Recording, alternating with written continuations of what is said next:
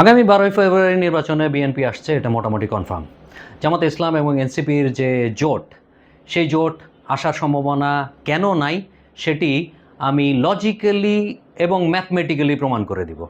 আচ্ছা, লজিক্যালি হচ্ছে দুটা বিষয়। এক নম্বর বিষয় হচ্ছে জামাতে ইসলাম কখনোই কি সরকার গঠন করার মতো করে নিজেকে কখনো প্রস্তুত করেছে? শেখ হাসিনা যতদিন টিকে ছিল ততদিন বাংলাদেশের সবাই, ইভেন বিএনপিও ধরে নিয়েছিল যে শেখ হাসিনার মৃত্যুর আগ পর্যন্ত আসলে এই ক্ষমতার কথা চিন্তা করে লাভ নাই। বিএনপিও ওই প্রিপারেশন নিয়েছে বলে আমার মনে হয় না, কারণ মির্জা ফখরুল ওই শেখ হাসিনার ভয়ে বলে দিয়েছিল যে এই আন্দোলনের সাথে বিএনপির কোনো সম্পর্ক নাই। যাই হোক, ওই তর্কে আর যাচ্ছি না।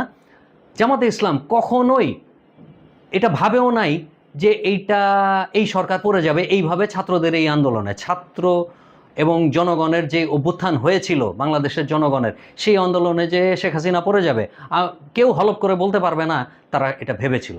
তাইলে যেহেতু ভাবে নাই, তাহলে এই 300 আসন বা 150 আসন বা 200 আসনের প্রস্তুতি জামাতে ইসলাম কখনোই নেয় নাই। তারা সর্বোচ্চ ভোট পেয়েছিল 2001-এ বিএনপির সাথে যখন জোট সরকার করেছিল, তখন 17টি আসন, আর বিএনপি ওখানে পেয়েছিল 193টি আসন।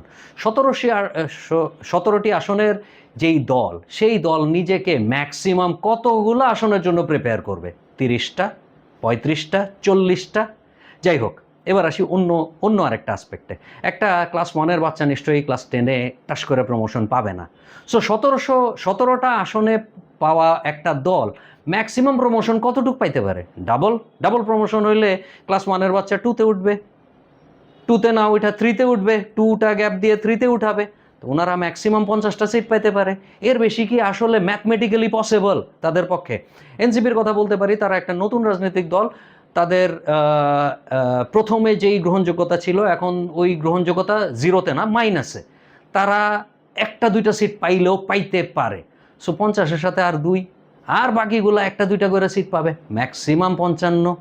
সো ম্যাথমেটিক্যালি এটা ইম্পসিবল জামাতে ইসলাম আগামী সরকার, মানে জামাতে ইসলামের যে জোট, সেটা আগামী সরকার গঠন করছে। এবার আসি লজিক্যালি আমরা যদি চিন্তা করি, বিএনপি একক সরকার গঠন করার জন্য 2001 সালে যে নির্বাচন, ওইটাতে কিন্তু তারা ভোট পেয়েছিল এবং তারা সরকার পরিচালনা করেছে। ওখানে 17 জন জামাতে ইসলামের লোক থাকলেও 2 জন হয়তো বা মন্ত্রী ছিলেন। সো মন্ত্রী পরিষদ গঠন করার জন্য বিএনপির যথেষ্ট সক্ষমতা আছে।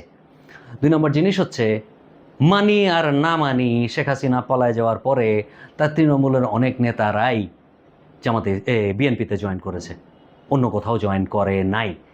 তো ওরা এই ইলেকশনে তাদের পিঠ বাঁচানোর জন্য তারা কাকে ভোট দিতে তার আশেপাশের আওয়ামী লীগারদেরকে বলবে, অবশ্যই বিএনপিকে বলবে।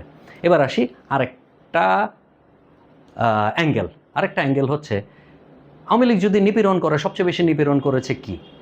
বৃহৎ দল হিসাবে বিএনপিকে দেখা যায় তারা হয়তো বা বিভিন্ন জায়গায় পলায় টলায় ছিল, কিন্তু মৃত্যুদণ্ড দিয়েছে কাদেরকে?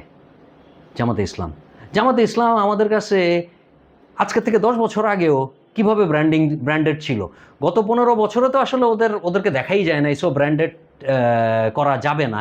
তার আগে আমাদের সামনে ওদের মানে অবয়ব কিভাবে ছিল, যে ছাত্র শিবির এবং জামাতে ইসলাম রক্ষাটা গ্রুপ। তো এই রক্ষাটা গ্রুপ যাদের উপরের দিকে নেতাকে সব আওয়ামী লীগেররা ঝুলাই দিছে, তারা কি এটা মনে রাখবে না? তারা কি জিঘাংসা পরায়ণ হবে না? তারা কি সুযোগ পাইলে এদেরকে ধরে যা ইচ্ছা তাই করবে না? যারা নর্মাল অবস্থায় রক্ষার্থ, তারা পাওয়ারে গেলে কি করতে পারে, এটা কি আওয়ামী লীগের লোকজন বুঝে না? তো আওয়ামী লীগ কি নিজের পায়ে নিজে কুড়াল মারবে?